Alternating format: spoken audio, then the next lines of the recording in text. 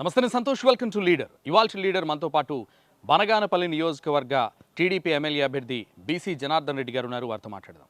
నమస్తే జనార్దన్ రెడ్డి గారు. నమస్కారం అండి. ప్రచారం ఎలా సాగుతోంది? బ్రహ్మాండంగా సాగుతూ ఉంది.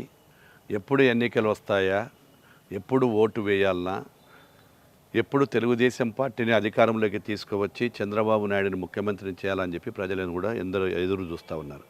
ఎందుకు చూస్తున్నారంటే ఈ 5 సంవత్సరాల కాలంలో జరిగినటువంటి పరిపాలన ఒక్క ఛాన్స్ అని చెప్పి అధికారం ఇచ్చినటువంటి జగన్మోహన్ రెడ్డి గారు తీసుకునేటువంటి అనేక నిర్ణయాల వల్ల ఈరోజు వారు తీసుకునే నిర్ణయాలు ఏంటి? ఒక్కసారి 151 మందిని గెలిపించి ప్రజలు అత్యధిక మెజార్టీ ఇచ్చినప్పుడు పరిపాలన ఏ విధంగా చేయాలి? అందరూ ఏమనుకున్నారు, మంచి పరిపాలన ఇస్తారు, ఆ పరిపాలన అంతా మాకందరికీ కూడా రాష్ట్రం బాగుపడుతుంది, కొత్తగా రాష్ట్రం వచ్చింది, అప్పటికే 5 ఏళ్ల సంవత్సరంలో తెలుగుదేశం ప్రభుత్వం చేసిన దానికంటే ఎక్కువ చేస్తారు అని చెప్పే ఉద్దేశంతో వారికి అధికారం ఇవ్వడం జరిగింది. మరి వచ్చిన తర్వాత అన్నిటినీ కూడా ఆయన ఒక విధ్వంసంతో మొదలుపెట్టాడు. ప్రజావేదికను కూల్చోబెట్టి కూలగొట్టడంతో మొదలు పెడితే ప్రతి గ్రామాలలో కూడా ఆఖరికి ఈ నాయకులు ఎట్టారంటే ఆయన ప్రజావేదికను కూలగొడితే ఇక్కడ అభివృద్ధి చేసిన పనులు రాష్ట్రమంతా కూడా పైలాన్లు, అంటే జనరల్గా ఎవరైనా అభివృద్ధి చేసినప్పుడు వాళ్ళకి గుర్తింపుగానో గౌరవంగానో ఒక పైలాన్ కడతాం. ఆ పైలాలను కూడా పగలగొట్టడం జరగడం జరిగింది. అంటే విధ్వంసం తప్ప ఆలోచన వేరీ లేదు. తర్వాత ఏమన్నాడు, ఆ రోజు ఆయన ఇచ్చినటువంటి నవరత్నాలు కానీ ఇంకొకటి కానీ అనేకమంటి పథకాలకు చెప్పినప్పుడు ప్రజలు మంచి పరిపాలన ఏమో మా కుటుంబాలు బాగుపడతాయనుకున్నారు. ఆ రోజు ఏం చెప్పారు? స్పెషల్ స్టేటస్ అన్నాడు. ఏమైంది స్పెషల్ స్టేటస్? మోడీ తల వంచుతాను, ఆ రోజు మెడలు వంచి అన్నాడు. ఆఖరికి ఎవరు మెడలు వంచారు? జగన్మోహన్ రెడ్డి గారు మెడలు వంచి వంగి వంగి నమస్కారం పెడుతున్నాడు. ఉద్యోగ జాబ్ క్యాలెండర్ అన్నాడు. రాజధాని ఆయనే చెప్పాడు కదా, ఏమన్నాడు? 30,000 ఎకరాలు కావాలి రాజధాని, ఇక్కడనే రాజధాని ఉండాలి, సెంటర్ పాయింట్ ఇదే ఇవ్వమని చెప్పి ఆయన అసెంబ్లీ సాక్షిగా చెప్పాడు. ఇప్పుడు అన్నీ రివర్సే మాట్లాడుతున్నాడు. అంతా రివర్స్ టెండర్ విధానమే. పరిపాలనని రివర్స్ టెండర్ అన్నాడు. రివర్స్ టెండర్ అంటే ప్రజలలో ఏమనుకుంటే ప్రజలకు మావు జరుగుతుందని, అంటే పరిపాలనను రివర్స్లో చేస్తానంటున్నాడు ఆయన. పోలవరం నాశనం అయిపోయింది, రాజధాని లేని రాష్ట్రం అయిపోయింది. ప్రజలు ఏం మాట్లాడతారు? రాష్ట్రం లేదు. ఎవరు ఎక్కడికైనా వెళ్తే మీరు ఏ రాష్ట్రం నుంచి వచ్చారు, మీ రాజధాని ఏదంటే చెప్పలేకపోతున్నారు. అదేవిధంగా ఈరోజు పోలవరం నాశనం చేశాడు. అంటే సంక్షేమ పథకాలు ఇంటింటికి అందించాము, అవే మమ్మల్ని గెలిపిస్తాయంటూ కూడా వైసీపీ చెప్తోంది. సంక్షేమ పథకాలకు నాందే మన తెలుగుదేశం ప్రభుత్వం. సంక్షేమ పథకాలు మొదలు పెట్టిందే ఈ యొక్క తెలుగుదేశం ప్రభుత్వం నాడు ఎన్టీ రామారావుతో మొదలు పెట్టుకొని ఈరోజు మొన్నటి వరకు ఉన్నటువంటి చంద్రబాబు నాయుడుతో. మధ్యన కూడా కొన్ని కాంగ్రెస్ ప్రభుత్వాలలో కూడా నాడు చేసిన సంక్షేమ పథకాలను కొన్ని వాళ్ళు కూడా తోడుగానో మంచి చెడ్డ కొన్ని చేశారు. అయితే ఈయన వచ్చిన తర్వాత సంక్షేమ పథకాలకు పేర్లు మార్చినాడు అంతే. సంక్షేమ పథకాలకు పేర్లు మార్చి ఏం చెప్పాడు? ఇప్పుడు విదేశీ విద్య కావచ్చు, మేము ఫీజు రియంబర్స్మెంట్ మేము ఇస్తా ఉన్నాం. మీరు ఫీజు రియంబర్స్మెంట్ తీసేసి అమ్మఒడి అని పెట్టినావు. ఆ రోజు అమ్మఒడి ఏం చెప్పాడు? అమ్మఒడి ఇద్దరుంటే ఇద్దరికి ఇస్తాను, ఒకరుంటే ఒకరికి ఇస్తానని చెప్పాడు. దాంట్లో కూడా 15,000 రూపాయలు చెప్పాడు. నేను ఛాలెంజ్ చేసి చెప్తున్నా, ఎవడైనా వైఎస్ఆర్ పార్టీ నాయకులు వస్తే వాళ్ళ రికార్డులు కూడా తీద్దాం. 15,000 చెప్పి లాస్ట్కి ఏమన్నాడు? దాంట్లో మళ్ళీ ఒక సంవత్సరం 1,000 రూపాయలు తగ్గించారు, రెండో సంవత్సరం 2,000 తగ్గించారు. 5 సంవత్సరాలకు గాను పడినది ఇప్పటికీ 3 సార్లే. రమ్మనండి, వాళ్ళ రికార్డులు గెలుస్తాయి. ఎక్కడికైనా కానీ ప్రభుత్వం వాళ్ళదే కదా. దాంట్లో కూడా చాలామందికి ఏమవుతుంది, 9,000 ఒక మందికి, 10,000 కొంతమందికి, 8,000 కొంతమందికి. మళ్ళీ దాంట్లో ఏంటి నిబంధనలు పెట్టాడు. ఏమని పెడతాడు నిబంధనలు? విద్యుత్ బిల్లు మీద ఎక్కువ వచ్చిందని. విద్యుత్ బిల్లు ఎందుకు వస్తుంది? విద్యుత్ బిల్లు కాలుస్తే కాదు వచ్చినది. విద్యుత్ బిల్లు నువ్వు ఛార్జీలు ఈ 5 ఏళ్ల కాలంలో 8 సార్లు పెంచావు. 8 సార్లు విద్యుత్ బిల్లులు పెంచితే ఎక్కువ రాకుండా ఉంటుందా? నువ్వు విద్యుత్ బిల్లులు అదేవిధంగా కొనసాగితే రాదు. గతంలో లేని విద్యుత్ బిల్లులు ఎందుకు వస్తాయి? ఒక ఇంటిలో ఒక యజమాని మామూలుగా అతనికి ఎన్ని కావాలో ఆ ఫెసిలిటీస్లో ఉంటాడు. అది కాకుండా సడన్గా పెరిగినాయంటే నువ్వు విద్యుత్ ఛార్జీలు పెంచడం వల్ల ఈరోజు పెరిగి వాళ్ళకు సంక్షేమ పథకాలకు తుట్టు తుడుస్తున్నావు. నిబంధనల పేరుతో నీవు సంక్షేమ పథకాలన్నింటినీ కూడా మోసం చేస్తున్నావు. బటన్ ఒకటి నొక్కుతావు, వాడు పడేది ఇద్దరికి. ఎక్కడ జరుగుతూ ఉంది చెప్పండి? ఆఖరికి పేదల నోటికాడ ఉన్నటువంటి అన్నా క్యాంటీన్లు కూడా తీసేసిన వాళ్ళు వీళ్ళు అడిగే ఓటు అడిగే హక్కే లేదని చెప్పి నేను చెప్తాను. ఇక 2014 నుంచి 19 వరకు మీరు ఎమ్మెల్యేగా ఉన్నారు. బనగానపల్లి నియోజకవర్గానికి మీరు చేసిన అభివృద్ధి ఏంటి? గత 40 ఏళ్ళు 50 ఏళ్లలో ఎవ్వరూ చేయలేనటువంటి అభివృద్ధి తెలుగుదేశం పార్టీ. అది ఒక నిర్ణయం, ఎన్ఆర్జీఎస్ అనేటువంటి దానిని వాడుకొని ఈరోజు ప్రతి మేనొక్కనే కాదు చాలా చోట్ల కూడా 100 కోట్ల రూపాయలు సీసీ రోడ్లు, డ్రైన్లు వేయడం జరిగింది. ఇదొక్కటే కాదు, ఆర్డబ్ల్యూఎస్ డిపార్ట్మెంట్లో కూడా నీటికి సంబంధించినటువంటి నీరుకు సంబంధించిన ట్యాంకర్స్ కానీ ఇంకొకటి కానీ అన్నీ కూడా కట్టడం జరిగింది.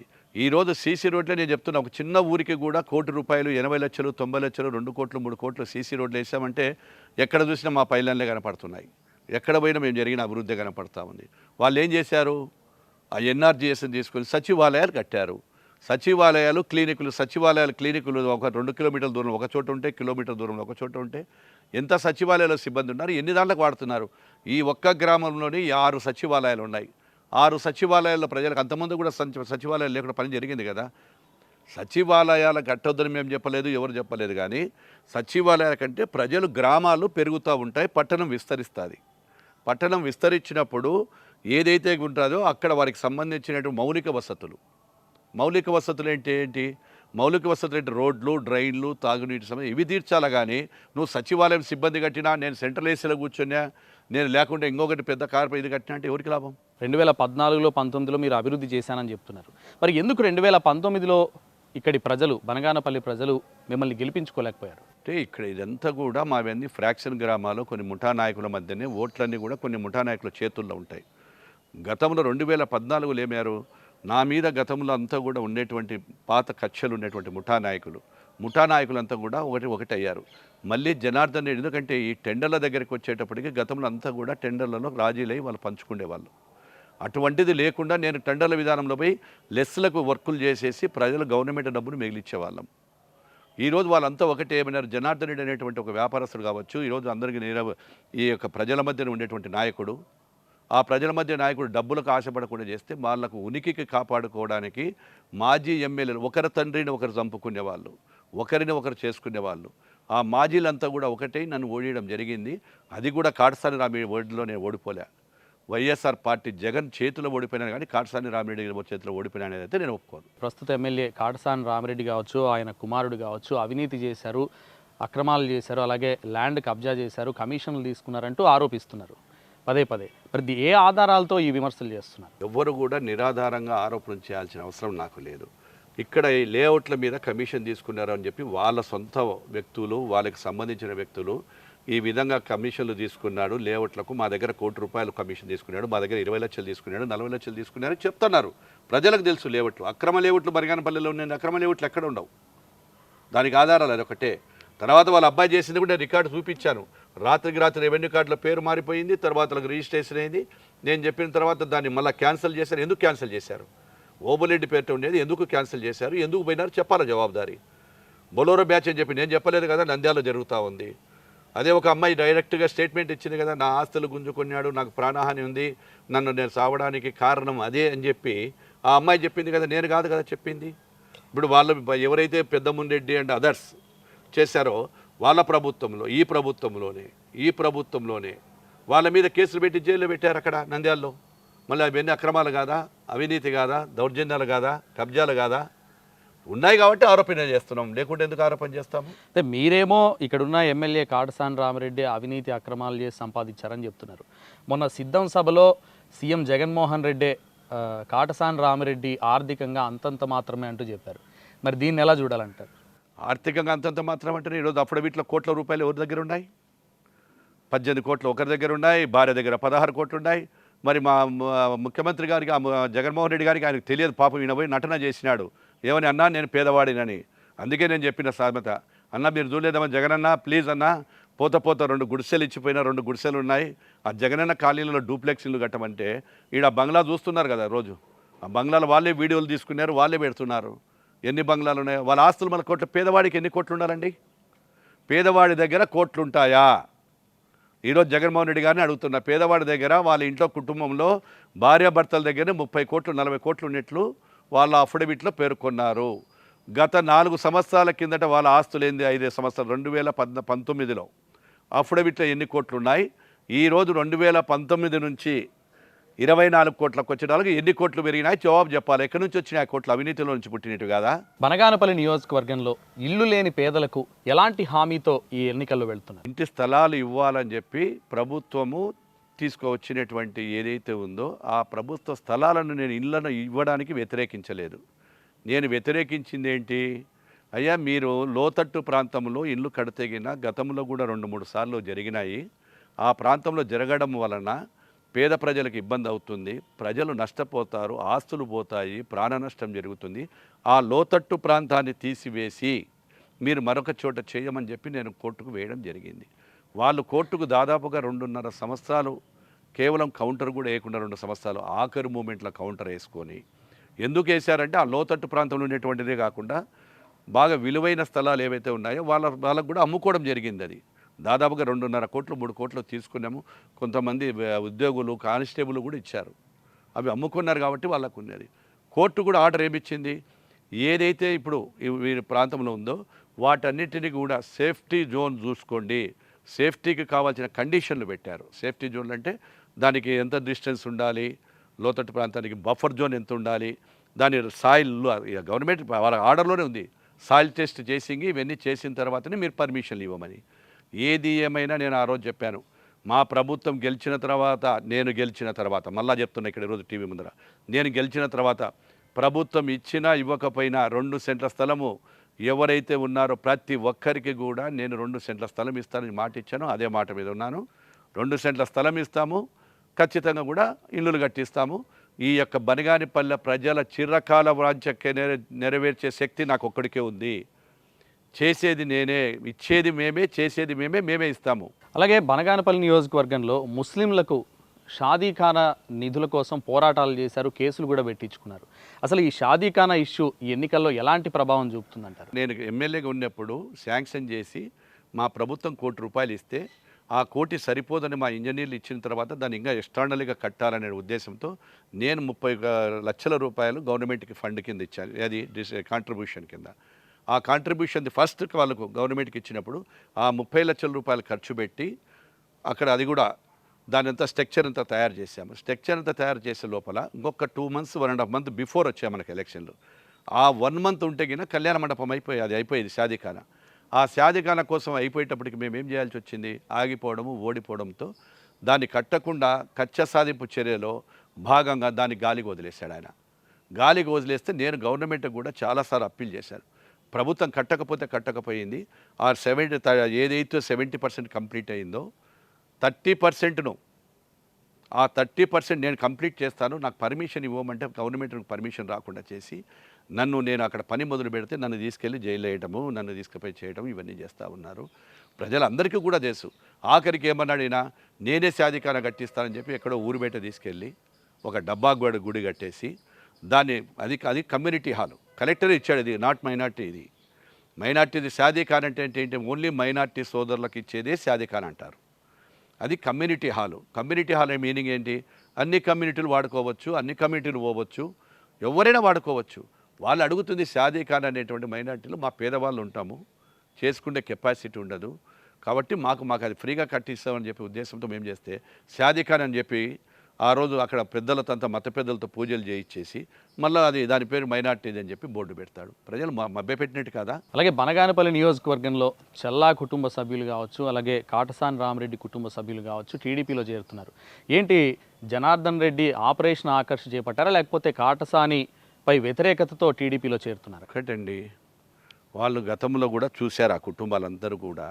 ఈరోజు కాటసాని ఫ్యామిలీలో చంద్రశేఖర్ రెడ్డి అనేవాడు ఆ కుటుంబంలో ఎప్పటి నుంచో అన్నదమ్ములు 40 ఏళ్ళ నుంచి ఉంటే కూడా ఆ కుటుంబంలో అతనికి ఏమీ అన్యాయం జరగలేదు.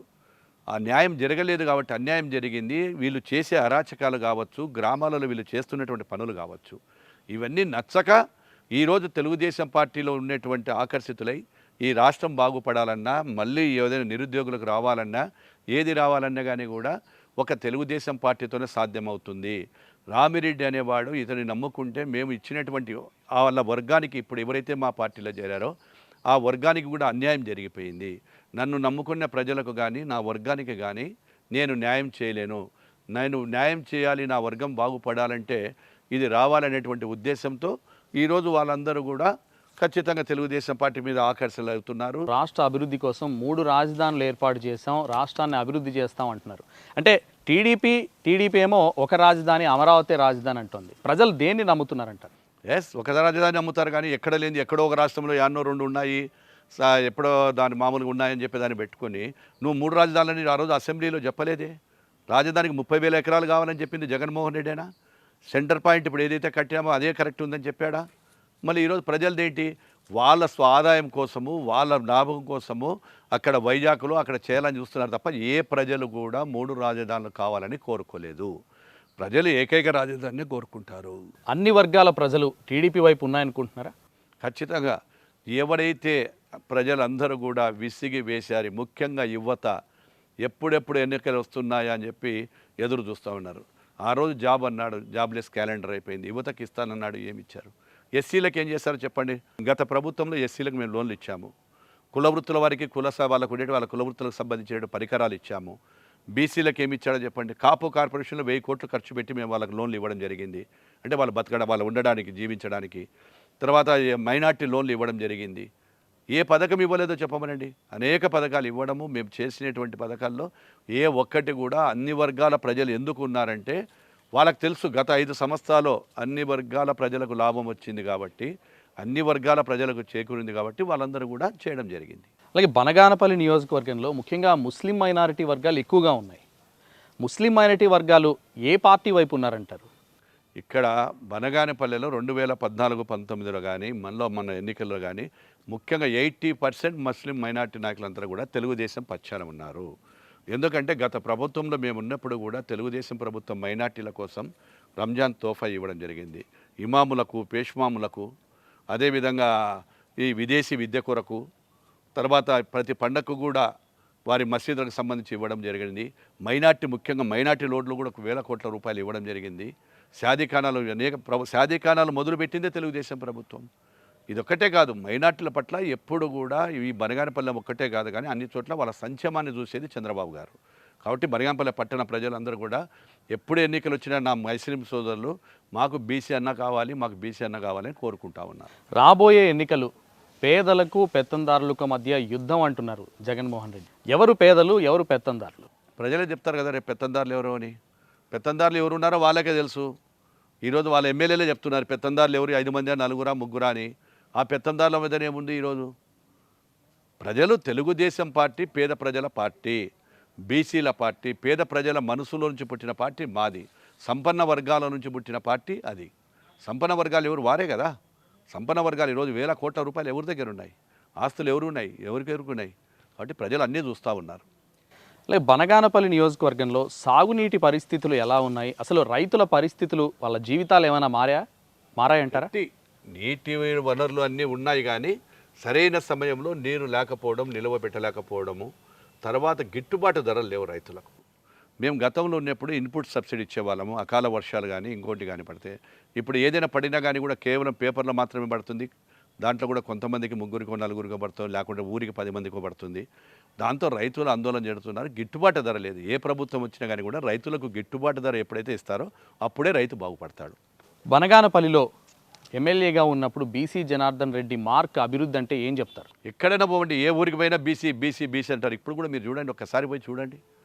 ఈరోజు రోడ్లు చెప్పాను కదా, 1800 కోట్ల రూపాయలు, 100 కిలోమీటర్ల సీసీల రోడ్లు, బీటీ రోడ్లు, రికార్డులు ఉన్నాయి. అందుకే కాట్సాన్ అప్పటికి 10 సార్లు ఛాలెంజ్ చేశాను, రా సెంటర్లోకి వస్తా, నీ రికార్డే చూపించు. నేను కాదు, ప్రభుత్వం నీదే, నీ దగ్గర అన్ని రికార్డులు ఉన్నాయి. రమ్మంటే ఎప్పుడు రాలేకపోతున్నాడు. కేవలం 2 డబల్ రోడ్లు వేసి ఆడ చేస్తే అయిపోయినా, ఆడ 1 కిలోమీటర్ ఇటు కిలోమీటర్ అటు రోడ్ వేసి డబల్ రోడ్ వేసి అభివృద్ధి చేసిన, డబల్ రోడ్ వేసి అభివృద్ధి చేసి, నీ కళ్ళు లేవా కబోదివా? ఆసుపత్రి కట్టించిన 22 కోట్లు నాశనం చేసినాడు బనగానపల్లె పట్టణ ప్రజలవి. ఏదైతే రింగ్ రోడ్డు జీవితాశయం ఉందో, ఇది ఎక్కడ చుట్టుపక్కల సిమెంట్ పరిశ్రమలు అత్యధికంగా వస్తున్నాయి. ఆ సిమెంట్ పరిశ్రమలు అత్యధికంగా వచ్చేటువంతా కూడా రద్దీ పెరిగిపోయింది. 1000 వాహనాలు పెరిగిపోయినాయి. ట్రాఫిక్ జామ్ అయిపోతూ ఉంది. పెద్ద పెద్ద కంటైనర్లు వస్తున్నాయి. ఆ కంటైనర్లు రావడంతో, చుట్టుపక్కల సిమెంట్ పరిశ్రమలు రావడంతో మేము రింగ్ రోడ్డు తీసుకొచ్చి టెండర్లు వేస్తే దాని కింద కూడా రివర్స్ టెండర్స్ అని వేసేసి రింగ్ రోడ్డే లేకుండా చేసి నాశనం చేశాడు. అది అభివృద్ధి? క్యాన్సిల్ చేయడం అభివృద్ధి? ఏం చెప్పారు? కుందు మీద రిజర్వాయర్ కడతా అన్నాడు, ఏమైంది? రిజర్వాయర్ పోయింది. ఎక్కడేం కనీసం నేనన్నా పడమటి పల్లెలకు తాగునీటికి కానీ ఇవన్నీ రావడానికి కేవలం 12 నెలల కాలంలో దద్దనాల ప్రాజెక్టుకు లిఫ్ట్ ఇరిగేషన్ తర్వాత నీళ్లు తీసుకెళ్తే, ఆ లిఫ్ట్ ఇరిగేషన్ నీళ్లు కూడా ఈ సంవత్సరం కాలం ఎప్పుడు కూడా నింపకుండా నాశనం చేశారు. ఇది వాళ్ళు చేసిన అభివృద్ధి. అయితే వచ్చే ఎన్నికల్లో బనగానపల్లి నియోజకవర్గంలో టీడీపీ జెండా ఎగరేస్తారని ధీమాతో ఉన్నారా? నవాబు కోట మీద టీడీపీ జెండా ఎగరబోతుంది. డెఫినెట్గా గెలుస్తాము. చంద్రబాబు నాయుడు ముఖ్యమంత్రి అవుతారు. ప్రజలు నన్ను ఇక్కడ ఎమ్మెల్యే గెలిపిస్తారని ఆశ కాదు, ఆ ప్రజల ఆశయం అది. ప్రజల కోరిక మళ్ళీ బీసీ రావాలి, మళ్ళీ బీసీ రావాలి, నవాబు కోట మీద తెలుగుదేశం జెండా రెపరెపలాడాలి, రెపరెపలాడిస్తా. అయితే ఈసారి గెలిస్తే పనగానపల్లికి ఏం చేయబోతున్నారు బీసీ? నేను చిరకాల వాంఛ అయినటువంటి రింగ్ రోడ్డు కానీ, షాదీఖానాలు కానీ, ఈ ప్రభుత్వంలో ఏవైతే అవుట్డోర్ స్టేడియం తీసుకొచ్చాను నేను, ఆ అవుట్డోర్ స్టేడియాన్ని కూడా పావుల భాగం కట్టించేస్తే దాన్ని కూడా నాశనం చేశారు.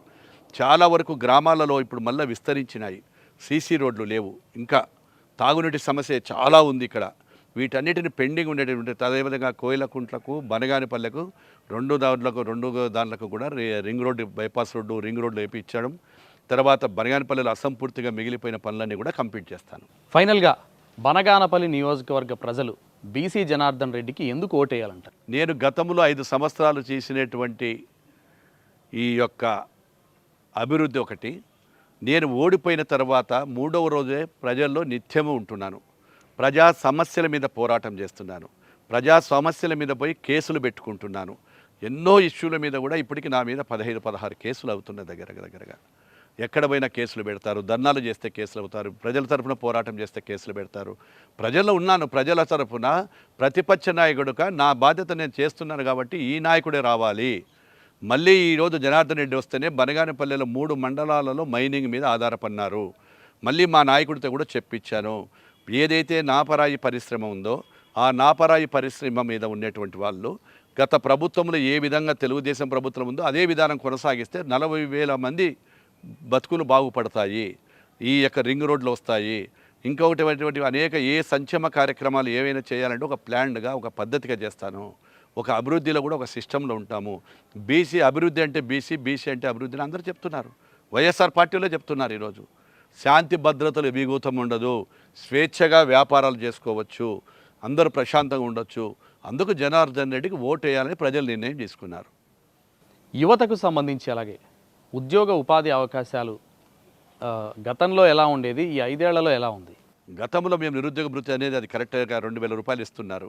దానికంటే కూడా స్కిల్ డెవలప్మెంట్ తర్వాత కానీ ఇంకొకటి కానీ ఏదైనా ప్రజలను, వాళ్ళ యువతను అంతా కూడా వారిని అందరినీ కూడా స్కిల్ డెవలప్మెంట్ తర్వాత వారి వృత్తి విద్యలు నేర్పడం ఇవన్నీ చేయడం ద్వారా గతంలో వారికి ఉపాధి దొరికేది.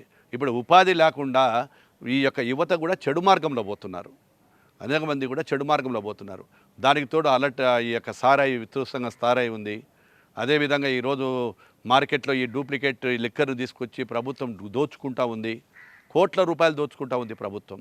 ఈరోజు కోట్ల రూపాయలు ప్రభుత్వం దోచుకొని సర్వనాశనం చేస్తూ ఉంది పేద ప్రజలు. ఎందుకంటే కష్టం చేసి వచ్చినప్పుడు రాత్రి అయితే అంతో ఇంతో తాగే అలవాటు ఉంది ప్రజలకు, అది అన్ని చోట్ల ఉంది. ఆ తాగిన దాంట్లో కూడా అవి డూప్లికేట్ మద్యం వల్ల నాశనం అయిపోతున్న ప్రజలు. వాళ్ళు కూడా ఈరోజు తెలుగుదేశం పార్టీ అధికారంలోకి వస్తే మా జీవితాలు బాగుంటాయి. ఇసుక రేటు పెంచేశాడు, మద్యం రేటును ఆ రోజు ఏం చెప్పాడు, మద్యాన్ని విడతల వారీగా నేను తీసేస్తాను, విడతల వారీగా చేస్తానని చెప్పి విడతల వారీగా లోన్లు తీసుకొచ్చుకొని రాష్ట్రాన్నే మద్యాన్ని తాకట్టు పెట్టినటువంటి ఏకైక ముఖ్యమంత్రి జగన్మోహన్ రెడ్డి గారు. అదేవిధంగా ఇక్కడ పల్లెలు ఎక్కడ చూస్తే కూడా గంజాయి కూడా వాళ్ళు ఒప్పుకోవడం లేదు. గంజాయి, నాటు సారాయి. సాయంకాలం ఇక్కడ ఒక పేట ఉంది, తెలుగుపేటని, పోతే తూలుతూ ఉంటారు. యువత ఇట్లా నడిచిపోతారు, వాళ్ళ జీవితాలు ఏమైపోతున్నాయి. అదే కారణం. థ్యాంక్ యూ జనార్దన్ రెడ్డి గారు, all the best for your election. Thank you so much. ఇది బనగానపల్లి నియోజకవర్గ టీడీపీ ఎమ్మెల్యే అభ్యర్థి బీసీ జనార్దన్ రెడ్డితో స్పెషల్ లీడర్. నమస్తే.